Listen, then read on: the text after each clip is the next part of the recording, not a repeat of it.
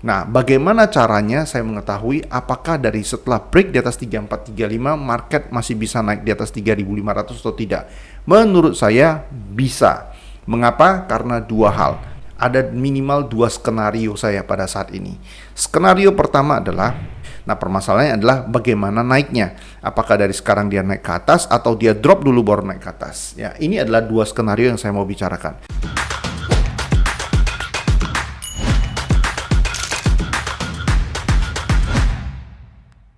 Hello, welcome back to the YouTube channel. Kita ketemu lagi di Weekly Market Outlook. Kali ini adalah untuk edisi tanggal 23 sampai dengan tanggal 27 Juni. Nah, khusus untuk minggu ini kembali perhatikan perkembangan geopolitik yang ada karena di akhir pekan lalu Amerika sudah menyatakan dia terlibat terhadap serangan balasan ke Iran. Jadi untuk sekarang ketegangan antara Israel dan Iran sudah melibatkan Amerika Serikat. Oke, apabila ini meluas terus, maka ketegangan geopolitik akan semakin meningkat dan ini nantinya akan mengangkat harga oil, harga emas, serta harga beberapa komoditi lainnya, terutama oil ya. Nanti secara structure kita akan bahas perkembangan seperti apa. Nah, di luar daripada geopolitik untuk minggu ini menurut saya dari ekonomi kalender kita akan melihat nanti di hari Selasa menurut saya yang penting yaitu Fed Chair Powell testify.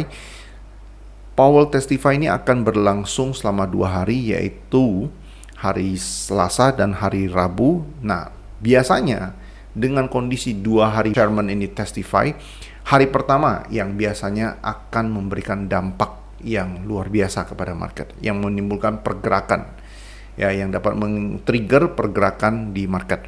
Oke, so sumber volatilitas untuk minggu ini menurut saya itu ada di hari Selasa. Oke, kemudian nanti kita bisa cek ya, berikutnya itu adalah hari Kamis yaitu GDP ya, GDP US ini yang kuartal ya, quarter on quarter. Ini sangat penting. Kemudian nantinya pada hari Jumat ya, pada hari Jumat 19.30 PCE, Personal Consumption Expenditure. Nah, jadi Fed ya ketika memutuskan untuk menaikkan atau menurunkan atau menahan suku bunga, dua hal yang mereka lihat ya dari sisi inflasi yaitu CPI dan PCE ya, di luar dari tenaga kerja yaitu CPI dan PCE akan menjadi input bagi the Fed untuk memutuskan suku bunga di masa yang akan datang. Oke, itu tadi untuk hari dan jam di mana market kira-kira bakal bergerak volatile untuk minggu ini. Berikutnya kita langsung menuju ke chart. Yang pertama seperti biasa kita bakal bahas yaitu market gold terlebih dahulu, yang dimana market gold pada saat ini harganya adalah 3364. Di postingan hari Minggu kemarin weekend saya post beberapa kali ya, yaitu kemungkinan market akan open gap up dan gapnya ini sudah ditutup ya. Tadi pagi opennya di 3380-an, hari Jumat lalu close di 3368 ya. Nah, market sudah close ya, sudah close gapnya untuk hari ini. Harga running pada saat ini adalah 3364 per video ini dibuat. So what's next untuk emas? Nah, untuk emas saya akan selalu mulai dari gambaran besar. Gambaran besarnya adalah you have this impulse A, B, C, and next kita udah lihat kalau ini yang memang in play dan benar-benar ini yang in play, market sudah break di stop 3435. Nah, setelah 3435 structure ini sudah done belum? Done. Nah, artinya structure ini done adalah dia tidak perlu naik sampai 3500. Nah, bagaimana caranya saya mengetahui apakah dari setelah break di atas 3435 market masih bisa naik di atas 3500 atau tidak? Menurut saya bisa. Mengapa? Karena dua hal. Pertama, setelah break 3435, reaksi yang ada di sini ini adalah consolidation.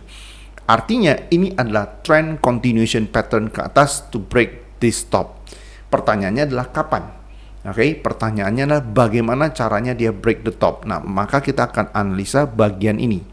Oke, ya bagian yang ada di sini. Nah, sekarang kita akan lebih spesifik, kita drop ke time frame 1 jam. Oke, untuk time frame 1 jam. Oke, nah kita bisa lihat dari sini dia naik break di stop. Oke. Nah, kalian bisa lihat di sini, ini adalah potential expanding flat lagi terjadi di sini. Nah, cuman masalahnya wave C-nya ini keep extending to the downside dan low pada hari Jumat itu adalah 3340. Nah, saya punya beberapa skenario ya. Ada minimal 2 skenario saya pada saat ini. Skenario pertama adalah nah ini impulse kita, impulse A, B. Nah, ini keep extending to the downside. You have another impulse ya against this impulse di sini. Nah, pada saat inilah menurut saya dia berpotensi untuk break di atas 3.500. Karena ciri-ciri ya wave yang ditunjukkan setelah break 3435 ini adalah trend continuation pattern. Nah, permasalahannya adalah bagaimana naiknya. Apakah dari sekarang dia naik ke atas atau dia drop dulu baru naik ke atas. Ya, ini adalah 2 skenario yang saya mau bicarakan. Skenario pertama adalah kita bisa lihat di sini kalau kita bedah bagian ini doang, kita bisa lihat ini adalah impulse, running flat, another impulse. Nah, setelah another impulse ini kita bisa lihat pullback, drop, wave B, up. This is your expanding flat. For possibly one more drop to take this low yang di sini, ya minimum expanding flat ini akan break low di sini, yaitu 3347. The best case dia akan break 3340 sebelum naik. Oke, tapi expanding flat ini tidak perlu sampai break di bawah 3340, tidak perlu. Bisa nggak? Bisa. The best case untuk expanding flat ini adalah dia break di bawah 3340 lalu up. Oke, nah lalu up. Nah, skenario pertama adalah dari atas ini dia turun ke bawah, dia break this low or even this low, dan kasih reaction, price action berupa engulfing atau rejection, then this is our buy. Oke, this buy could take us minimum to ini 3445. The best case adalah hike minggu lalu 3450. Oke, itu skenario pertama. Sekali lagi saya ulangi, skenario pertama adalah kita bisa lihat di bagian ini, kalian bisa lihat impulse, correction, running flat, drop, expanding flat, drop minimum adalah 3347, the best case adalah 3340, kemudian kasih rejection, this is your buy for another upside. Minimum for this buy will take you to 3445. The best case adalah 3450, harga high minggu lalu. Jadi buy-nya ini akan bawa kita ke minimum 3445, the best case adalah 3450 harga high minggu lalu. Setelah di atas ini kemudian dia konsolidasi kembali, then you will see another all time high terjadi di emas. Nah, itu tadi skenario pertama. Bagaimana dengan skenario kedua? Skenario kedua adalah dia tidak perlu break this low. Kapan? Ya, dia tidak perlu break this low. Ya, kita bisa lihat di sini ini adalah up, pullback. Nah, kalau ini yang terjadi, minimum seperti ini yang terjadi, dan ini adalah up tanpa break low di sini untuk naik. Untuk naik. Ya, itu adalah skenario kedua naiknya. Nah, cuman kalau naik di sini saya masih punya kemungkinan skenario ketiga, yaitu ini. Drop lalu baru up. Nah, jadi untuk emas 2 skenario utamanya adalah ya, yang pertama, ini dia langsung dari sini dia drop, take this low 3347, atau the best case 3340, kemudian kasih rejection ataupun price action berupa engulfing, dan this is your upside. Yang kedua adalah dari sini impulse, pullback, slow and messy ke atas, one more drop, minimum regular flat, this is your buy. Nah, setelah buy ini, kalau harganya bisa break di atas 3405 kalau nggak salah ini ya, 3405.90, let's say 3406, then you need to start to manage your trade. Why? Karena kalau kita tidak manage trade kita expect dia langsung naik. Nah, masih ada kemungkinan skenario adalah dari sini setelah kita buy, dia bisa jadi begini.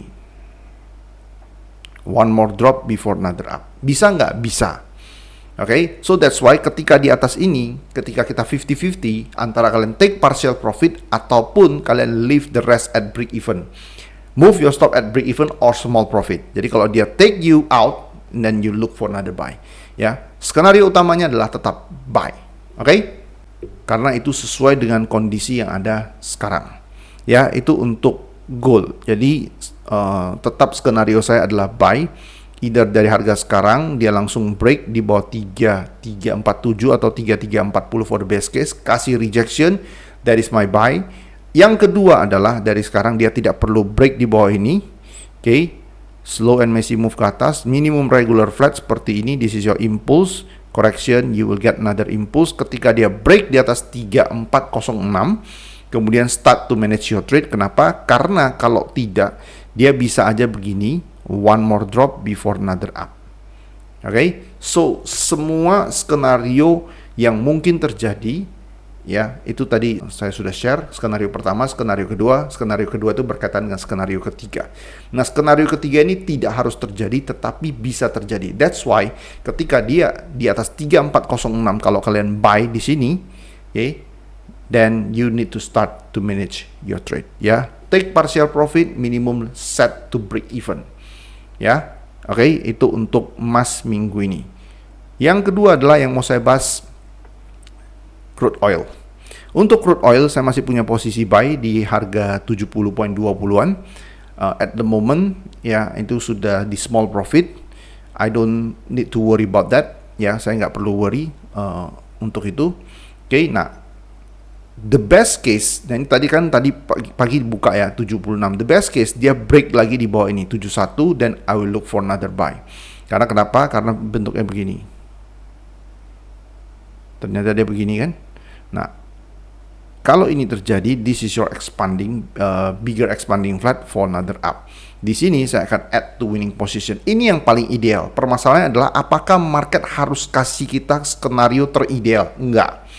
Oke? Enggak. Ya. Kalau dilihat pergerakannya di sini, ini adalah drop, kemudian konsolidasi. It needs to take us down one more time. Tetapi itu tidak terjadi karena by weekend ini situasi sangat panas. Kita bisa lihat up probably adalah isi gapnya, kemudian another up. Oke, intinya di US oil, any complete correction di lower time frame, misalkan 1 jam atau 30 menit ataupun even 15 menit, saya lihat clean and clear complete correction, that is my buy.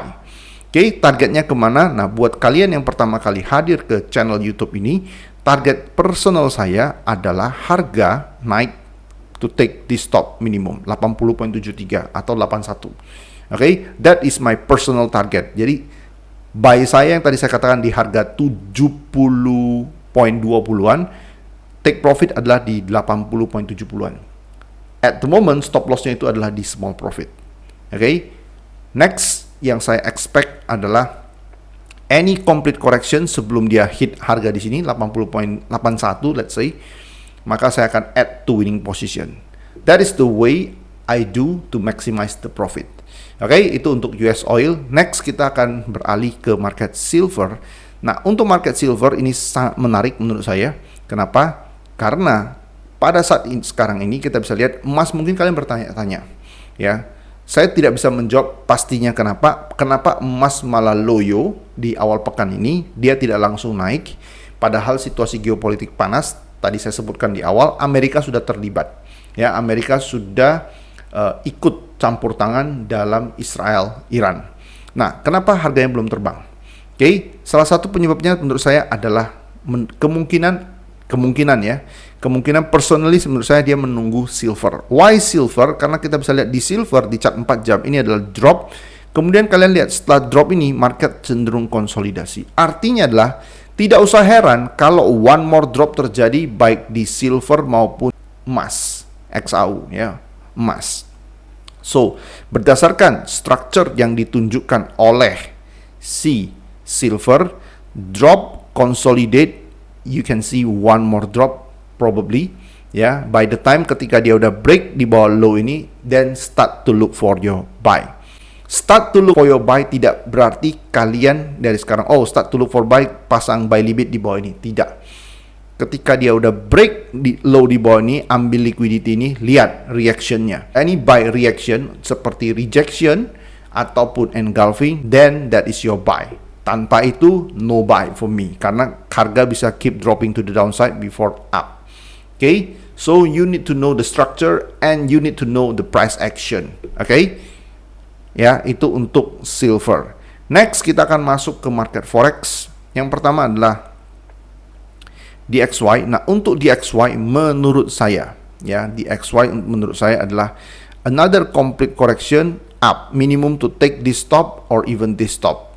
Oke, jadi dari sekarang kalian bisa lihat impulse A, B, C ini adalah regular flat up. Nah, setelah ini harga up lagi, this could be something like this for another up to take this stop or even this stop. Then we'll see. Ya, menurut saya adalah complete consolidation dulu, naik, ambil top di sini ataupun yang ada di sini. Oke, itu untuk DXY. Nah, next market Euro. Nah, untuk Euro USD tadi pagi dibuka dengan gap. Gapnya ini hampir sudah ditutup. Oke. Nah, saya akan kembali incar untuk Euro USD. Buy adalah ketika dia berhasil take this low. Oke, low yang saya maksud itu adalah low yang ada di sini. Oke. Ini 1.4446. Oke, di bawah low ini. Kenapa? Karena ini drop, correction, one more drop to take this low is very possible. Jadi ada kemungkinan open gap di bawah hari ini, kemudian tutup gapnya, lalu one more drop. Oke, setelah one more drop, take this liquidity, start to look for your buy. Demikian halnya juga dengan GBP USD. GBP USD pada hari Jumat lalu sempat udah naik, dan tadi pagi saya close manually, posisi buy saya minus dikit ya, minus 3-4 pips.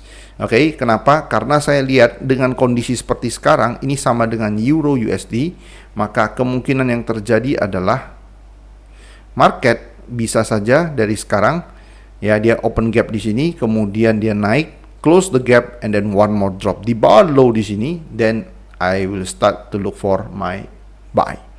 Oke, jadi ideally GBP USD di bawah ini, ya, di bawah harga low ya minggu lalu, swap 2.3382, dan start to look for buy.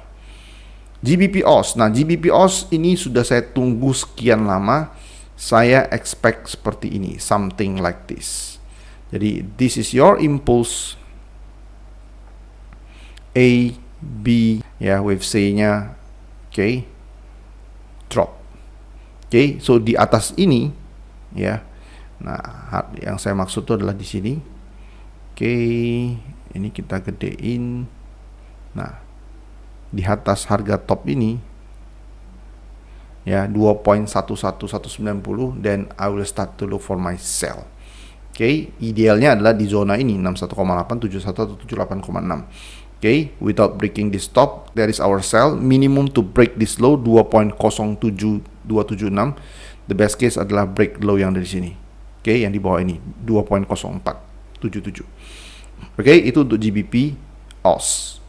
Nah, GBP Swiss franc. GBP Swiss franc untuk saat ini, ya, kalau kalian tanya saya, maka saya akan cenderung untuk to start to look for buy ketika harga break di bawah ini. Kenapa? Kalian bisa lihat 1, 2, 3, this is probably 4, one more drop. Oke, dia akan test low yang ada di sini. That's why di sini ada alert ataupun tanda garis horizontal warna merah. Artinya ini adalah ketika dia break di bawah low di sini, that is my buy zone. Start to look for buy. Start to look for buy sekali lagi bukan berarti kalian pasang buy limit, tidak.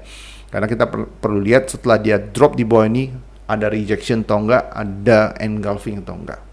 Oke, itu untuk GBP Swiss franc. GBP New Zealand. Nah, untuk GBP New Zealand saya punya posisi buy dari minggu lalu 2.2303. At the moment tadi di break di atas top ini 2.2630, saya take partial profit. And then the next take full profit itu adalah ketika dia break di atas top ini. Kenapa? Karena bigger structure-nya ini jelas, impulse A, B, C. This is our running flat. Oke, stop loss awalnya di sini. Oke, untuk trade ini adalah kurang lebih 1/2,5. At the moment saya sudah take partial profit setelah dia break di atas 2.26. 2.2630 tepatnya saya take partial profit, and then the rest adalah di 2.2775. Take the stop dan close all. Oke, itu untuk GBP New Zealand. Nah, buat yang Belum buy gimana? Ya, buat yang belum buy, kalian perlu tunggu complete consolidation on the lower time frame. Ini adalah impulse complete consolidation on the lower time frame, then this is your buy to take the top. Oke, itu untuk GBP New Zealand. Aussie Yen. Nah, untuk Aussie Yen saya lagi nunggu market bisa nggak break this low ya, 9380, very close tadi. Ya, break di bawah 9380 kemudian kasih buy setup, that is going to be my buy. Minimum adalah to take this top ya, 9480-an or even 95. So Aussie Yen biasanya adalah buy ketika dia berhasil take the low dia 93.80. Kemudian kasih buy setup. Oke. Pair forex terakhir yang saya mau bahas itu adalah CAD Swiss franc. Untuk CAD Swiss franc ideally menurut saya adalah take this low. Oke, low yang ada di sini, kemudian kita start to look for buy SL di bawah ini. Target minimum adalah di sini 6020-an. The best case adalah 6060-an. Oke, itu untuk CAD Swiss franc. Oke, look for your buy setup di bawah harga low ini. Oke, ya karena ini bisa jadi impulse. A slow MACD move ke bawah, break this low. One more up, one more drop. Oke, ya jadi seperti ini. Bisa jadi begini, drop atau drop up, break di bawah low ini, up seperti ini, drop, dan this is our buy for upside. Oke, itu untuk Canadian Swiss franc. Oke, market berikut yang mau saya bahas itu adalah BTC. Nah, sekalian ini adalah next plan. Nah, sebelum ke next plan, saya mau bahas dulu sedikit kemarin. Ya, structure yang saya lihat kemarin itu adalah ini. Ya, by yesterday itu masih begini. Oke. Mana? Oke, seperti ini. Ya, kita pakai warna pink. Oke. Nah, saya katakan tidak boleh break low di sini. Oke, low yang dari sini tidak boleh dia break. Nah, kalau dia sudah break, that's why kemarin saya buy di sini 102.000 kalau nggak salah, 102.500 atau 400-an.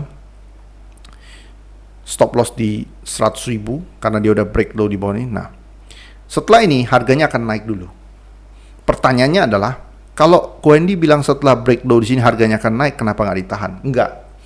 Karena kenapa? Kita nggak tahu dia break ke bawah ini sejauh mana baru dia naik, baru dia turun lagi. Ujung-ujungnya dia bakal turun lagi. Kenapa? Karena setelah dia break low yang ada di sini, yang ini, low yang saya maksud tuh di sini, strukturnya sudah berubah jadi begini menurut saya.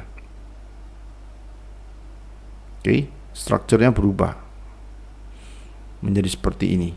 Possible seperti ini. Ya, kalau expanding flat nggak mungkin, kecil kemungkinan begini dan drop. Nah, so this is my pending order. Oke, SL di atas ini, ya SL di atas ini. Ini masih mungkin karena kenapa? Kalaupun dia mantul, dia akan dekat dengan all time high-nya. Nah, di mana saya tidak expect setelah dia break low ini, saya tidak expect dia untuk break the top. Oke, saya tidak expect dia untuk break the top. That's why di sini saya ada pasang sell limit. Ya, saya ada pasang sell limit. Jadi ada kondisi tertentu kita bisa pasang pending order, ada kondisi tertentu tidak ya.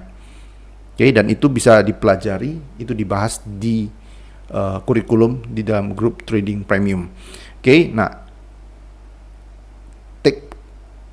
take profitnya adalah all the way down di bawah ini sini, di take the low lagi menurut saya. Kalau ini terjadi, maka saya akan tidak ragu untuk sell impulse A, possible B, one more up, dia jadi running flat seperti ini, one more drop. Oke, itu untuk Bitcoin. Jadi Bitcoin saya lihat masih temporarily akan naik before one more drop. Naik di sini, saya tidak expect dia untuk break all time high. Kenapa? Karena dia udah take this low. Oke, jadi drop, impulse A, B, C, running flat, one more drop. Oke, ya kalian akan bisa lihat harga kemungkinan 97.000 sampai dengan 95.000. Oke, itu untuk Bitcoin. Ethereum, nah ini adalah hal yang menunda saya untuk buy Ethereum karena saya lihat di sini ini adalah up untuk one more drop. Jadi that's why di sini saya tidak lihat ini akan bull run, tidak. Walaupun saya katakan break di bawah ini start look for buy. At the moment yang menghalangi saya adalah BTC, karena dua-dua ini strukturnya harus sinkron biasanya. Oke, so kenapa saya katakan masih, pertama tadi alasannya adalah Bitcoin, ya, dia masih akan drop, naik untuk drop. Yang kedua adalah kalian bisa lihat di sini masih banyak fair value gap yang dia bisa isi di sini. Oke, artinya adalah kalau ketika BTC naik dia naik, lalu ketika BTC drop banding ke bawah dia akan isi fair value gap ini sebelum up. Jadi possible structure-nya jadi begini nanti. Before another up. Oke. So wait on this one for Ethereum ya. Nanti kita baru akan buy, nggak sekarang ya. Oke, market terakhir kategori yang mau saya bahas itu adalah DAX. Untuk DAX, this is your complete expanding flat. Apakah kita buy dulu? Enggak, karena kenapa? Ini adalah drop up A, B, this could be possible take this stop and then one more drop. Jadi kalau mau look for buy ketika dia take this low or even this low or even this low, then you start to look for buy. Jadi nggak buy dulu sekarang ya. Kemudian Nasdaq. Oke, Nasdaq saya katakan minggu lalu dia akan take this low dan dia udah lakukan, which is itu terjadi hari Kamis ya, hari Kamis sore. Nah, sekarang gimana? Sekarang kalau kalian tanya saya, idealnya itu buy adalah di pattern line yang warna biru, impulse A, B, C. Jadi saya masih lihat indeks akan one more drop lagi.